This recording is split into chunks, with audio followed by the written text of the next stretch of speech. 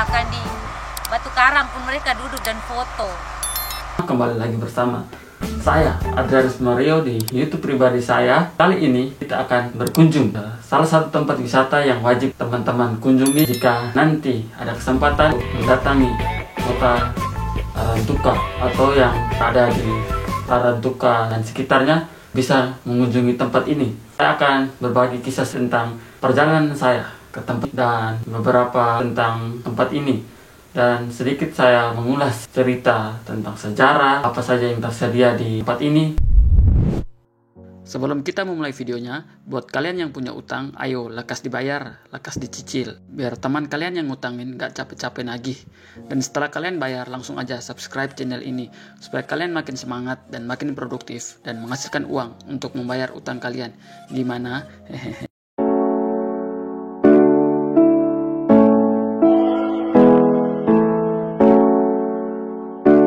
Selamat datang di Larantuka.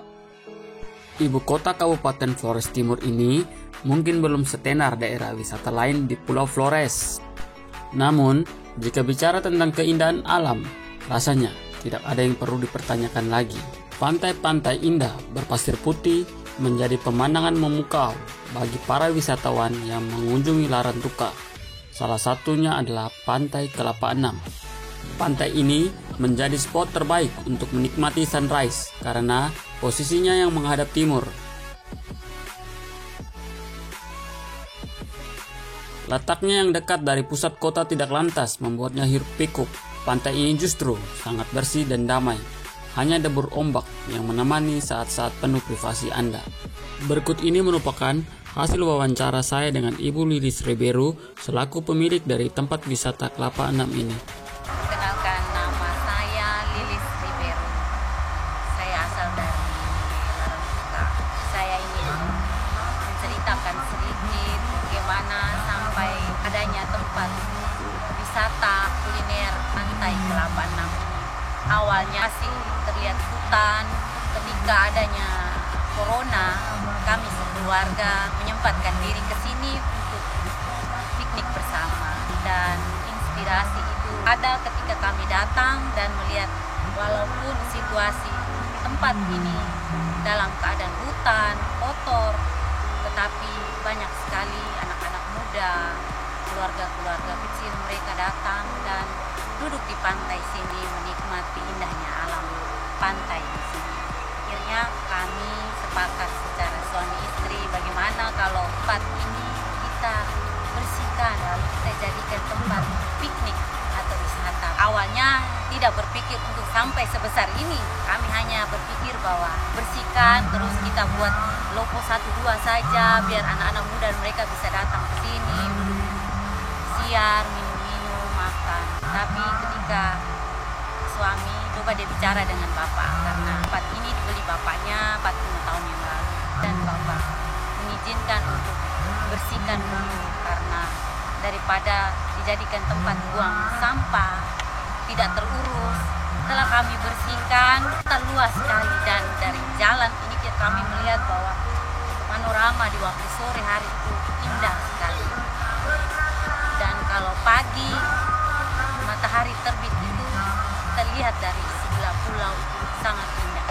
Setelah dibersihkan, kami mulai mendirikan lopo dan kami mulai berpikir posisi tempatnya yang bagus bagaimana. Walaupun dalam keadaan tempat yang masih belum dibangun lopo yang bagus, tapi setiap sore itu kami melihat bahwa pejalan kaki yang berolahraga atau anak-anak muda itu yang bersepeda sering mampir ke sini. Bahkan orang-orang di sekitar sini menjadikan tempat jalan untuk pergi menyulo, bekarang, orang lagi juga bekarang di daerah sini. Akhirnya satu persatu lopo pun dibangun dan kami menata apa adanya sesuai dengan kemampuan kami, karena ini bukan milik pemerintah, milik kami sendiri. Dengan modal, dengan situasi yang saat ini corona, kami berusaha untuk bangun tempat ini, dan akhirnya sekarang tempat ini sudah kesan ya cukup bagus lah pemandangan anak-anak muda, keluarga-keluarga yang ingin refreshing ke sini. Nama tempat ini sebenarnya dari dulu disebut Nio 6. Dalam bahasa Indonesianya kelapa 6. Jadi kadang ada yang bilang, kelapanya lebih dari 6, tetapi bukan kelapa itu yang menjadi patokan kita berdiri dan menjadikan namanya, tetapi tempat ini di zaman dahulu nenek-nenek moyang kita, saudara-saudara kita, tante kita yang hidup itu menamakan tempat ini Nio 6 atau kelapa 6 dalam bahasa Indonesia. Tempat ini dibuka awalnya tidak setiap hari, tapi karena dari hari ke hari semakin berkembang dan banyak yang sudah tahu, akhirnya setiap hari itu mulai dari jam 1, kadang jam 1 jam itu, walaupun tidak banyak orang, beberapa orang mereka datang. Lebih banyaknya lagi itu waktu sore ketika matahari mulai turun, karena alam di sini masih panas, belum banyak pohon-pohon peneduhnya, sehingga mereka lebih banyak ambil waktunya pada sini. Menu-menu di kelapa 6 biasa kami sajikan menjadi ciri khas kelapa 6 ya kelapa.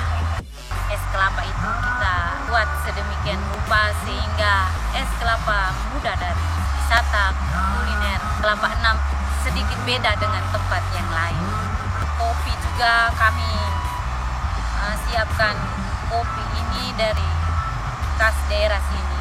Ada kopi Ite, ada kopi Loro, kopi Putri Patani, dan orang suka. Anak-anak muda paling suka dengan kopinya. Kalau buka untuk hari-hari biasa, sore jamnya jam 1, jam 2 itu biasa anak-anak sekolah mulai pulang sekolah atau orang-orang yang mungkin punya anak ya kan. Kadang pintu depan masih tutup, mereka panggil, bisa buka tidak, kami mau masuk. Iya, jadi mereka anak-anak di sini kadang bilang, belum buka nih, kami mau masuk dulu di lopo-lopo situ, bisa tidak no. Akhirnya mereka jam tutupnya kalau malam itu sesuai aturan harusnya jam 10, tapi karena beberapa orang kadang keluarga atau ini masih nongkrong, jadi kita hanya bisa kasih sampai jam 11 sesuai dengan peraturan kesehatan. Harus mempunyai tempat cuci tangan, menggunakan masker. Ada kamar mandi juga. Iya, kamar mandi. Kami siapkan 2 kamar mandi. Ada tempat main juga. Iya. Ada pembatas juga. Iya. Tempat main anak-anak itu sebenarnya harus diutamakan, tapi kami baru menyediakan beberapa. Iya, kan. Iya, mudah-mudahan kedepannya lebih banyak lagi supaya anak-anak lebih puas datang ke tempat ini. Kalau anak-anak muda biasanya sore itu selfie. Orang nagih suka selfie. Iya, selfie. Bahkan di Batu Karang pun mereka duduk dan foto.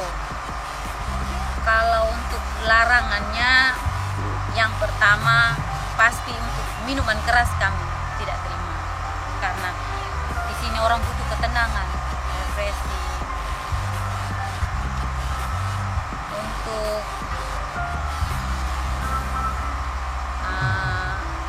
yang bawa binatang contoh yang mungkin dari saudara-saudara kita yang tidak, jadi contohnya anjing, kita tidak izinkan karena tempat ini semua kalangan masuk. Jadi binatang anjing itu kita larang. Kanan apa gitu pastikan. Kanannya halal semua. Ya, dari kelebihan yang dimiliki tempat ini, namanya suatu tempat tidak ada kesempurnaan. Kesempurnaan mungkin hanya di komik. Yang nonton ini bapak-bapak yang berada di dewan maupun di pemerintahan bisa membantu kami. Kami masih kurang dalam soal listrik, air, mohon dibantu karena listrik sangat menunjang keberhasilan pantai ini juga. Saat ini kami masih menggunakan genset untuk memenuhi ini semua. Terima kasih. Ya, untuk teman-temanku yang berada di luar Flores Timur atau di dalam berada sekarang posisinya sekarang di Larantuka atau di luar Larantuka, saya mengajak kawan-kawan, Bapak Ibu Saudara sekalian bisa datang di Kelapa 6, bisa menghabiskan waktu luang di Kelapa 6. Saya jamin Anda tidak akan rugi kalau datang di Kelapa 6 karena suasana alam, orang-orang yang di dalam sangat mendukung Anda untuk menyaman di sini. Jangan lupa subscribe channel YouTube-nya Abang ya. Ayo mampir dan gabung bersama kami di Kelapa 6. Hai, jangan lupa mampir ke Kelapa 6, tempat yang terjangkau. Nagi Renya memang punya pesona yang tak biasa. Nagi itu bernama Larantuka.